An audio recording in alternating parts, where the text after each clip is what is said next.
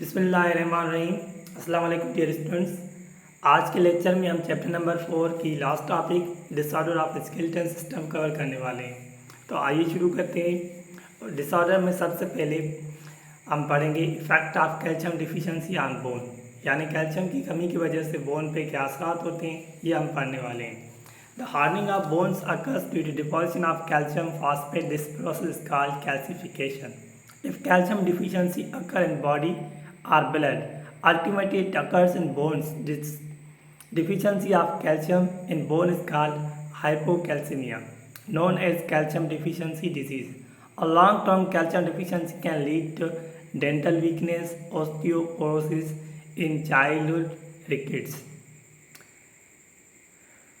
Bone के सख्त होने के अमल को, यानी जब कैल्शियम डिपॉजिट हो, कैल्शियम फास्फेट डिपॉजिट हो, तो इस अमल को हम कहते हैं कैल्सिफिकेशन।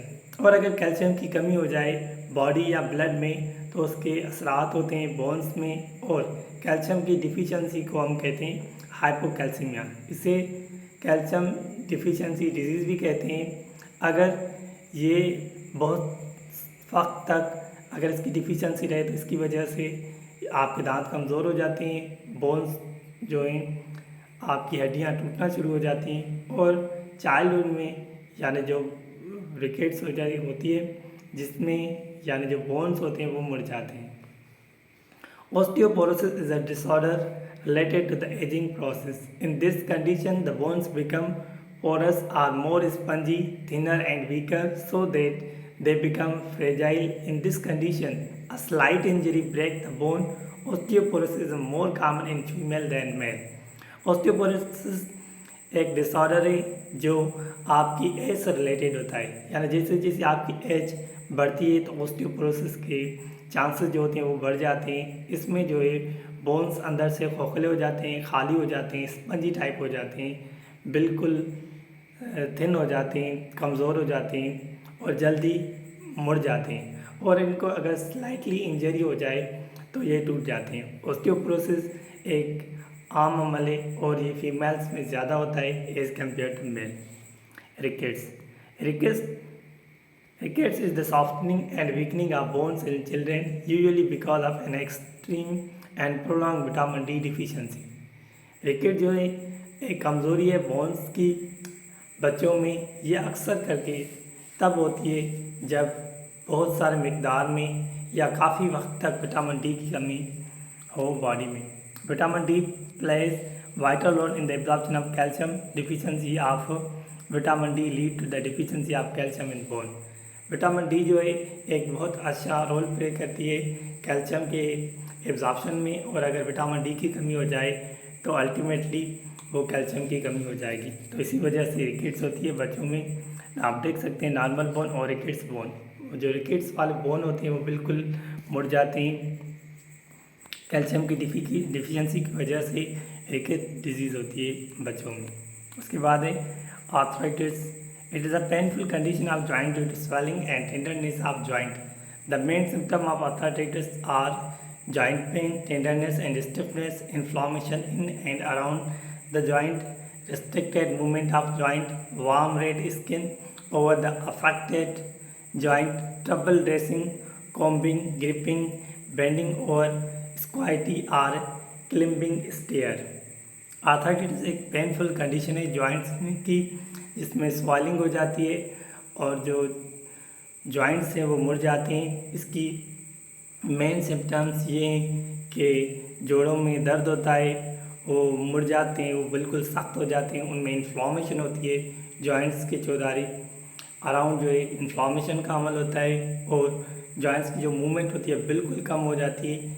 यानी जब आर्थराइटिस होती है तो उसमें आपके जो जॉइंट्स होते हैं वो बिल्कुल कम मूव करते हैं, बिल्कुल थोड़े ही मिक़दार में मूव करते हैं, और जो स्किन होती है बिल्कुल रेड हो जाती है। अफेक्टेड जॉइंट जो आपका अफेक्टेड जॉइंट होता है वहाँ पर स्किन बिल्कुल रेड हो जाती है, और जब आप ड्रेसिंग करते हो या कहीं पर चढ़ते हो या कोई बैंडेज वगैरह कराते हो या सीढ़ियों पे चढ़ते हो तो उस वक्त आपको बहुत शदीद तकलीफ़ होती है, दर्द होता है। तो ये सारी सिम्टम्स हैं आर्थराइटिस की।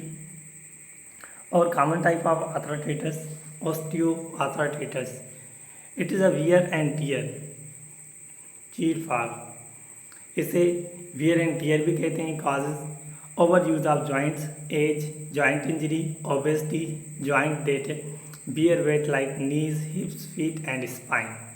इसके सबब ये हैं कि आप जॉइंट्स को ज़्यादा यूज़ करते हैं और एज की वजह से ये होती है, जॉइंट की कोई इंजरी हो गई, ओबेसिटी की वजह से होती है, और ये मोस्टली जो वो बोन्स जिन पर वेट का असर पड़ता है, जैसे नी, हिप्स, फीट और स्पाइन की बोन्स हो गई है, उनमें ज़्यादातर कॉमन होती है। Rheumatoid arthritis. It is due to immune system autoimmune disorder. In this disorder, immune system attacks on joints. ये जो है ऑटो इम्यून सिस्टम डिसऑर्डर है, यानी जो आपका इम्यून सिस्टम है उसमें गड़बड़ी आ जाती है, उसमें डिसऑर्डर हो जाता है, तो उसकी वजह से आर्थराइटिस होती है। इसमें जो है आपके इम्यून सेल्स हैं, इम्यून सिस्टम है, वो ठीक करता है आपके जॉइंट्स में, और उसकी वजह से आर्थराइटिस होती है। Psoriatic arthritis, in this disorder joints and skin affected. इस डिसऑर्डर में जो जॉइंट्स और स्किन होती हैं वो दोनों अफेक्टेड होती हैं। काजेज आर्थराइटिस की, the following factors are causes of arthritis: injury, abnormal metabolism, infection, autoimmune system, genetic makeup, reduction in the normal amount of cartilage और साइनोवियल फ्लूइड। आर्थराइटिस के जो रीजन्स हैं, जो सबब हैं, काजेज हैं, वो ये हैं कि इंजरी की वजह से हो सकती है, मेटाबॉलिज्म में गड़बड़ी की वजह से हो सकती है, या कोई इन्फेक्शन हो गया है, ऑटो इम्यून सिस्टम की वजह से हो सकती है, या जो आपकी बॉडी का जेनेटिक मेकअप है उसकी वजह से हो सकती है, या जो कार्टिलेज या साइनोवियल फ्लूइड है अगर उसके मिकदार में कमी आ गई तो ये उसमें हो सकती है। Role of obesity in arthritis, obesity puts stress on joints specially on knee. Obesity जो है वो असर डालती है जॉइंट्स पर, ख़ास करके आपकी नी जॉइंट पर, causing pain and develop worse condition in arthritis damage.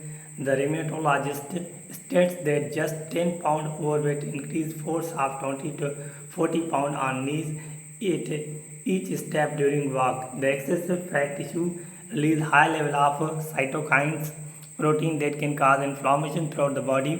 The same protein produced by joints during rheumatoid arthritis, it makes existing joint inflammation more worse. Rheumatitis ये एक बहुत ही ख़तरनाक स्टेज है, यानी आर्थराइटिस डैमेज होती है, इसमें बहुत ही कंडीशन ख़राब हो जाती है, और ये कहा जाता है कि अगर 10 पाउंड यानी आपका वेट जो है ज़्यादा हो जाए तो वो 20 to 40 पाउंड आपकी नी पर वो फोर्स अप्लाई करता है, और अगर एक्सेसिव फैट हो तो उसकी वजह से साइटोकाइनेस रिलीज़ होता है, प्रोटीन एक रिलीज़ होती है जिसकी वजह से इन्फ्लामेशन होती है पूरी बॉडी में। और इस कंडीशन में जब rheumatoid आर्थराइटिस होती है तो उस दौरान ये साइटोकाइन रिलीज़ होता है और जॉइंट्स के अंदर इन्फ्लामेशन कराता है। So student, that's all about today's lecture. If you are new on my channel then please subscribe my channel, share my videos with your friends, and if you have any suggestion you can suggest me through comment section. Thank you for watching this video.